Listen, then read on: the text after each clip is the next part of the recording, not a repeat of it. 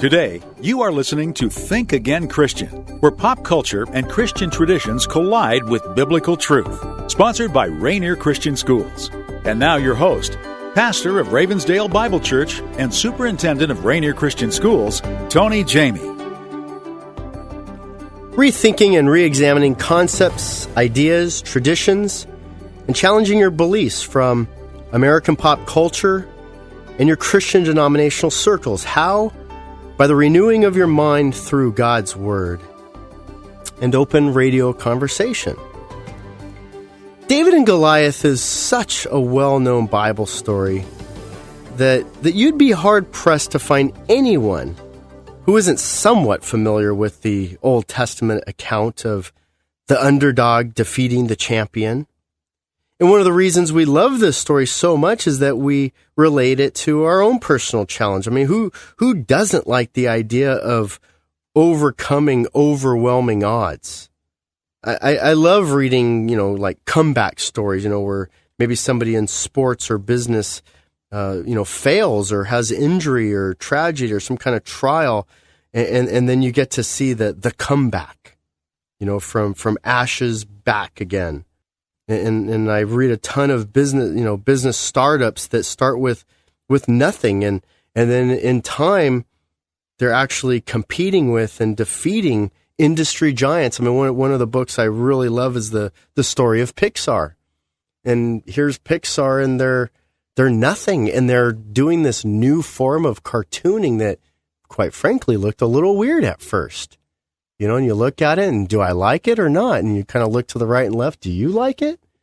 Well, I think I like it. Well, this little tiny cottage business turned into this colossal new form of cartooning that now everything looks like Pixar. And Disney, who was the champion of all champions, they've actually not only competed with, but actually merged with them, and they have an amazing and fascinating relationship with Disney. Well, in sports, you might find yourself maybe rooting for the small market teams, maybe the little team in the Northwest, with the smaller payroll going against the teams from New York, like the mighty Yankees. That's one of the reasons why the old Mariners defeating the Yankees in the 90s was such a great story, because it's a David and Goliath type of thing. And every year we see college students storming the courts and the fields when their little tiny lowly school defeats a very highly ranked powerhouse. Well, at the heart of the David and Goliath story is the core belief that the underdog has within themselves, somehow the underdog, they have faith, they have belief, which leads to this crazy confidence despite all their disadvantages. No, they shouldn't be able to conquer. No, they shouldn't be able to win. But the only way they can conquer their enemies, the only way they can win is they have to have a belief that they can. I was a California Angels fan. Well, I'm still a California Angels fan because I grew up in the area. And I remember as a young child, the motto was, "Yes, we can." And before the Angels had ever won their first division championship, they had never done it. And, since 1962, and it was, the 80s. And it's like, can we do it? Can we finally win? Yes, we can. And they did. Well, you might think that my Bible background led me to this topic, but actually it's the title of one of my favorite secular authors, Malcolm Gladwell. And Gladwell has written several books that I've used in life and business, but his book titled David and Goliath is his layman's view of the biblical account of the underdog versus the champion. Now, while I appreciate his ability to see the advantages that the underdogs might have, especially in a lot of his examples, in the Bible sense, he's no theologian, okay? Let's just put it that way. So I don't want to give you the wrong idea that you're going to run off to Malcolm Gladwell's book, David and Goliath, and get some new, deep spiritual insights. But there's some things that we can take away from his account. Let me be very clear. David defeated Goliath because God gave him the victory.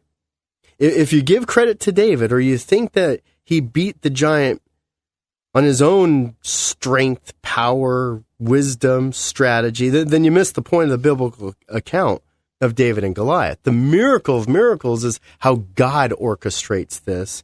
And this, again, is one of those God versus false God moments. Nevertheless, we can glean practical lessons. We can learn biblical principles from these stories.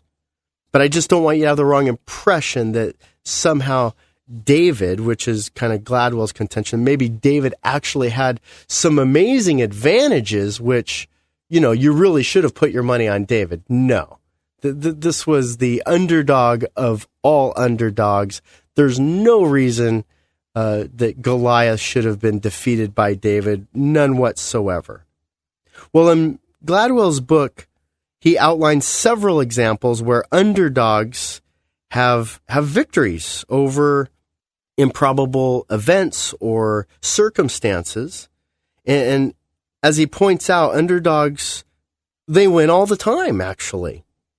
The concept is that when times seem bleak or desperate, hey, you make lemonade out of lemons, right?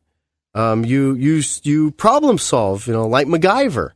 Seems like MacGyver all of a sudden is on cable everywhere and it's popping up. I think because they're trying to do a reboot, but, I was one of those guys that, I watched Monday Night Football instead of MacGyver, so I didn't really watch a ton of it, but clever little fellow, wasn't he? Problem solver. But what we see is that the giant isn't as actually unbeatable as you think he is. David and Goliath is about spending time thinking about and creating advantages from disadvantages with unlimited options. We can surely sit back now and look at the real account of David and Goliath and see how David was able to accomplish it. But remember, at the time, nobody saw a way to defeat the giant. That's why all the warriors of Israel were afraid of him. And David only saw that God was going to help him. He didn't really see the strategy in it all. But we can have strategy in our circumstances. We can find advantages even in our disadvantages. And that's really the heart and the soul of Gladwell's account of David and Goliath. One of my favorite movies is Lawrence of Arabia. And Gladwell points out that T.E. Lawrence had a David versus Goliath attitude. As a well-trained British soldier, Lawrence led a band of Bedouin, Arabian nomads against a very powerful and a very well-trained Turkish army. Lawrence's soldiers, most of them had never even fired a rifle before. And they had no training in, modern conventional warfare. But they did have some advantages. One was they could travel about 110 miles per night in the desert. And they knew how to find water. They could travel farther distance because they packed light. They didn't pack a bunch of water like, the British or the Turkish soldiers. They realized, we'll find water in the desert. That's what we do. It's one of our advantages. Now, the Turkish army during this time had a fortified position, a strong position in Damascus with cannon artillery pointing at the Sea of Aqaba. So all the protection for their fort was based on the army and the artillery for protection pointing out to sea, so that the only way to come into Damascus was through the sea. And so anybody coming in would be bombarded before they even hit the land. Even the powerful British army was intimidated by this Turkish stronghold. So, with the odds against them and a considerable underdog, Lawrence's army thought they'd go a different path. They would go through the desert. Now, the backside of Damascus, the backside of the Turkish army was unfortified. Why? Because that was a suicide march. For an army to travel through the desert from the back end, who could make such a trek? And then certainly by the time you brought a whole army through, if you could make it alive, they would be so worn out and depleted that they wouldn't be ready for battle. Well, they said it couldn't be done. And so they didn't even put men there to defend that position. But Lawrence believed. Lawrence had that David versus Goliath mentality. He could see something that was there. He could see an advantage where there was only disadvantage. It's hot. There's no water. There's no food. It's long. It's the desert. The desert kills. You can't get a whole army there. All of those objections, he saw the answer, yes, we can. Another example of David versus Goliath mindset is a group of nerdy 13-year-old girls who were playing basketball in the Silicon Valley, and their coach was just a computer geek, a dad. He wasn't a basketball coach at all. He actually grew up playing cricket and soccer in Europe. And then the girls were short and slow and unathletic and bad shooters to boot. Well, the only thing he could actually control was their hustle and their effort. And so they practiced running, and they ran and they ran and they ran, and they were in great shape. And they practiced this thing called a full court press. See, coach didn't understand that you didn't have to guard the ball the whole time. He was only familiar with, like soccer, where when the ball's out there, you attack it. And so he attacked the ball on the basketball court, and they did what was called the full court press, which is crazy, by the way, because some of the best teams ever have used the full court press, like John Wooden, the UCLA Bruins, and we still don't see the full court press being utilized today. Fascinating. Anyway, part of the full court press is they double team the player with the ball. And they practiced and became very skilled at shooting layups because they weren't good shooters. So they figured we're gonna rush the ball, we're gonna steal the ball, and we're just gonna shoot a bunch of layups. And despite their obvious disadvantages, these girls became champions because they exposed their opponent's weaknesses and they just tried harder than everybody else. And so when we come back, we'll take a closer look at David and Goliath. Since their small beginnings in 1963, the ministry of Rainier Christian Schools has been dedicated to educating and developing each of their students for the glory of God. And it's more than just a school. Rainier Christian Schools is actually an entire school district, with 3 schools serving the areas of Kent, Auburn, Covington, Renton, and Maple Valley. The Christ-centered environment weaves God's truth through everything they do, from top-notch academics all the way through their competitive sports programs. Learn more at rainiercsd.org or call 425-255-7273.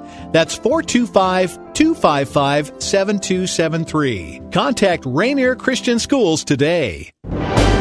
Welcome back. You're listening to Think Again Christian, sponsored by Rainier Christian Schools. And now your host, Tony Jamie. David and Goliath, the great Bible story of the giant facing the little boy, the lad. It's a great underdog story. It's a story of improbability and invincibility, and yet we know the story, and we know that David defeats the Goliath, the giant. We know that he did that through the power of God, and yet we can see a principle there that there are times and opportunities where we're going to be faced with challenges. We're going to be faced with giants, and we're going to have an opportunity to be cowards, like the Israel army was, or to take note and think about some of the advantages in being the David in the situation. In the biblical account of David versus Goliath, there are a few things to consider. First, David was blind to failure. He could only see a Philistine, ungodly Philistine, blaspheming his God, the Lord God of all creation of the universe. David didn't see an undefeated, seasoned warrior. Why? Because he knew that God was stronger than that warrior, than that man. See, David wasn't thinking about himself fighting David. He was thinking about the God of Israel, just like he had been raised knowing that the God of Israel defeated the Egyptian army, that the God of Israel defeated the Philistines, that the God of Israel defeated the Canaanites. This wasn't anything new to David, and it shouldn't have been anything new to the other Israelis. And so all David could see, his blind faith, I guess, was, well, of course I'm going to have victory. David not only predicts his victory, but he goes on to describe in great detail what he's going to do to the giant. If you remember, something about cutting his head off and feeding him to the birds, which is a pretty bold statement for a teenage boy facing an undefeated giant. Well, David surely understood the New Testament verse, I can do all things. How? Through Christ who strengthens me. Remember, even though David was young and the only one to trust in God, he had an uncompromising confidence. It wasn't just an idea of faith. It was a reality. He wasn't conceited in himself. He was convinced in his God. And so for us as believers, it transcends Gladwell's insights. We know that we have the Lord that helps us in our trials and tribulations. Well, some of the other interesting tie-ins that Gladwell brings out is this concept of big fish in a little pond. He points out that there are many great students who are brokenhearted every year about not being accepted into, like the big Ivy League schools, Harvard or Yale. And they're so disappointed and it breaks their heart. And yet they go somewhere else, maybe less prestigious, and they go on there and they thrive. And they're top in their class. I mean, think about this. If everybody going to Harvard and Yale is like top 3 in their class, well, guess what? The second you step on Harvard or Yale, you're not going to be top 3 in the class anymore. Somebody's got to finish last. Somebody's got to fail. Somebody's got to flunk out, right? And so what you think is this great advantage of being at this big pond, and a big fish, you're not going to be the big fish forever. In this example, the underdog then is placed elsewhere. He can't make it into Harvard, so he's put in the University of Maryland, which then gives them a better opportunity to get his major, to be number 1 in his area or her area. And so what they think is a terrible situation is actually a great one. The A1 school may not be the best school for you. Well, at Rainier Christian Schools, we see an example of the big fish, little pond idea of being David at a small school. It helps you to overcome giants. How? Well, competing for scholarship dollars for college. Most of our top 3 students get scholarships somewhere. Well, it's a lot easier to be top 3 in your class of a school of 114 than a school of 2,000, right? Most of our athletes get to star in 2 and 3 sports for 4 years, rather than going to maybe a big public school where you only get to play 1 year on the varsity on 1 sports team. Or we see this all the time, that our students get a great opportunity to try new things and to excel and to achieve and to be number 1 in their area. It's much better, as Gladwell points out, to thrive in a small pond than to be mediocre in a big one. The big ponds can demoralize. really bright students.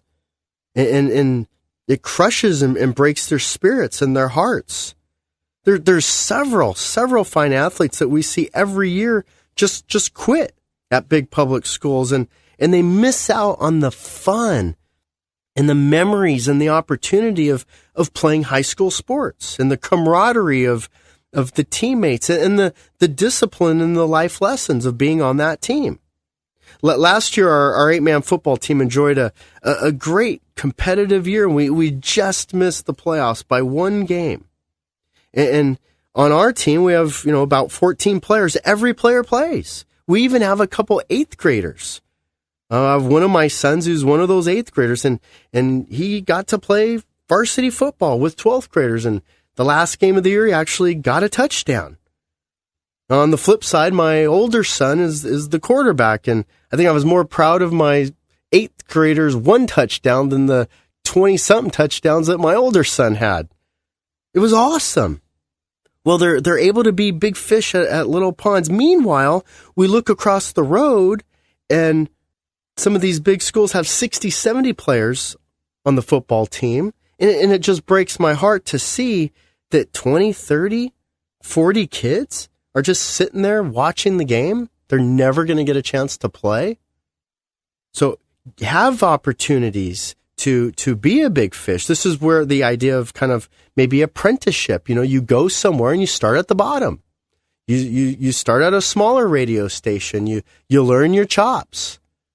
Everybody tends to think that you're just going to be, great from day one. They forget about the 10,000 hours that it takes to learn, to be comfortable, to study, to grow, to mature. David and Goliath is about little guys getting their shot. So yes, you can be just about anything you want to be. I realize not everybody can fly to the moon. There are some restrictions. But for the most part, the little guy can make their dream happen. And the cool thing about life is that you don't have to graduate from the most prestigious institutions to succeed.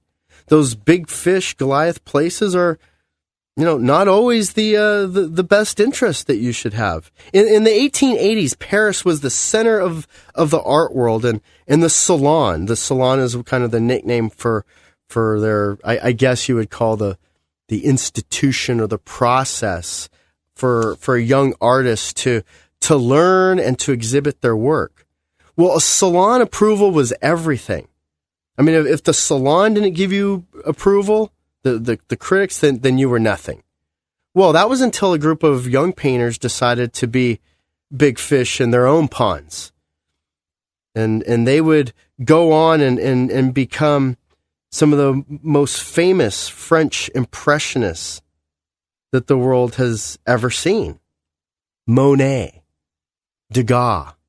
They didn't go the route of the salon. They went the route of being a big fish in a little pond. They just created their own little sideline painting venues, and that's where we get the idea in France of people and young artists just being on the side, painting and selling their work. At the source of much greatness is perceived weakness. Israel has always been the smallest country in the region, and yet their secret is simple. Keep covenant obedience with God, and they'll be strong. Perceived disadvantages, in fact, turn out to be keys to underdogs' triumphs all the time. The reason why we get so excited when underdogs win is that it is the exception and not the rule. But don't be discouraged that it's hard. Don't be discouraged that it's rare. It can, and it has been done.